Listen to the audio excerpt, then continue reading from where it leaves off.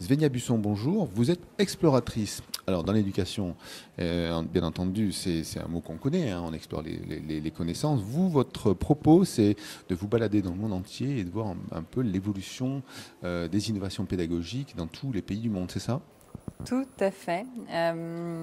Alors c'est ce que je fais. J'ai entrepris un premier tour du monde il y a 1 an et demi, où j'ai parcouru 10 pays. Je suis restée 1 mois par pays pour vraiment explorer la culture, le contexte socio-économique, parler au plus grand nombre d'acteurs en fait dans l'éducation et surtout dans l'innovation éducative. Et là, je réitère l'expérience en Europe avec 7 pays aussi. Je pars dans 1 mois.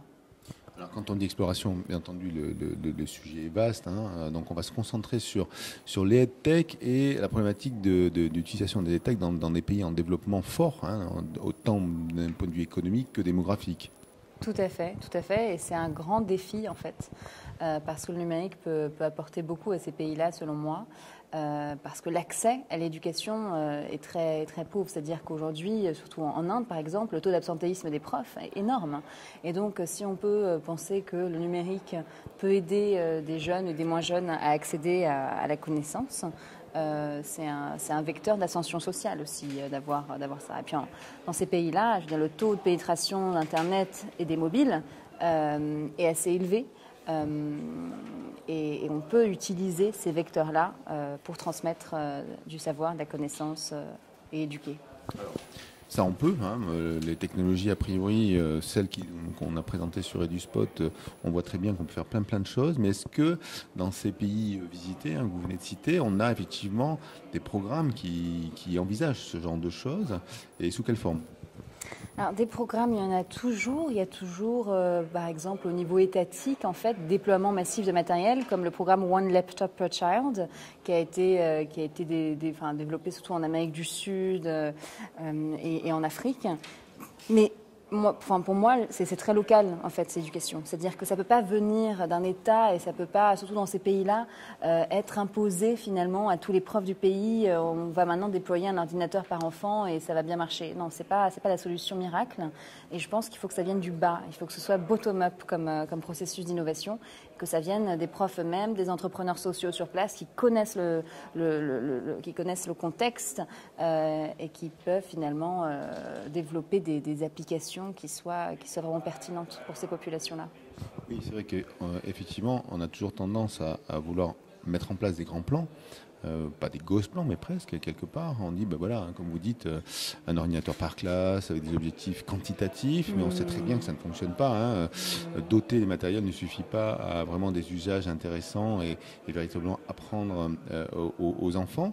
Donc, le bottom-up, c'est sympa aussi, hein, dans son acception intellectuelle, mais concrètement, sur le terrain, comment on peut faire? C'est-à-dire que quand vous dites EdTech, est-ce que c'est des petites startups qui viennent et qui ont fait de l'expérimentation ou comment on fait? Parce qu'il faut généraliser quand même la connaissance pour tous. Bien sûr, bien sûr. Les exemples que j'ai vus qui étaient les plus pertinents et qui avaient le plus d'impact, c'était des entrepreneurs sociaux qui, connaissant très bien le contexte d'un pays, se sont lancés et ont lancé finalement des applications éducatives innovantes, comme par exemple en Afrique du Sud. Un entrepreneur qui a lancé Green Shoots Éducation. En fait, Green Shoots, c'est juste une espèce d'LMS pour apprendre les maths. Donc, c'est vraiment quelque chose d'assez basique. C'est fait sur Moodle, une application pas très high-tech, mais qui était totalement adapté au concept local. Ils ont d'abord finalement déployé ça dans des écoles dans la banlieue de Cape Town qui étaient très touchées par l'apartheid, qui sont toujours donc des quartiers très très pauvres. Et dans ces écoles-là où les ordinateurs avaient été déployés dans les années 90 mais n'étaient absolument pas utilisés, le fait qu'il y ait une présence d'un software qui soit très bien fait et qui soit compris par les profs et adoré par les enfants, ça a fait quadrupler les résultats en maths de ces élèves-là, quoi. Dans ce que vous avez vu, hein, votre expertise et la visite sur le terrain et l'exploration, vous croyez plus visiblement dans des modèles type Khan Academy qui partent d'un exemple individuel et ensuite qui se généralise comme une traînée de poudre, plutôt qu'un plan qui vient d'en haut?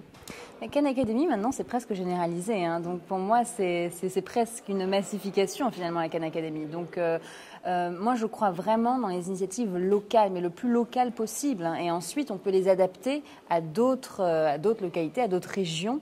Mais il faut que ça parte vraiment par le bas. Et dans cet exemple de Cape Town, en Afrique du Sud, c'est vraiment ce qui s'est passé, quoi. C'est des entrepreneurs qui connaissaient très bien la ville, qui connaissaient sa banlieue et qui se sont dit il faut qu'on fasse quelque chose pour ces écoles de banlieue. Donc voilà. Ouais. Est-ce que la technologie a de l'importance ou en fait elle n'est qu'un outil pour les moyens utilisés par ces éducateurs? Alors, cette entrepreneur qui a lancé Green Shoes Education, elle dit que le warmware est très important. Donc, ce qu'elle appelle le warmware, c'est pas le hardware et le software, mais c'est vraiment la question du feeling de l'humain en fait dans la EdTech et dans le numérique éducatif. Et ça, on l'oublie souvent. Et donc, ce programme qui s'appelle Green Shoes, ça a développé aussi des centres de formation pour former les profs à ce nouveau software de maths, de former des personnes qui dans l'école seraient responsables de cet endroit des ordinateurs qu'on appelle le Computer Lab. Et donc vraiment, ils sont beaucoup dans l'échange, dans l'apprentissage aussi, et surtout dans la communication avec les adultes et les enfants. Et pour eux, c'est très important d'avoir ce côté humain qui soit au centre, en fait, quand on parle de EdTech.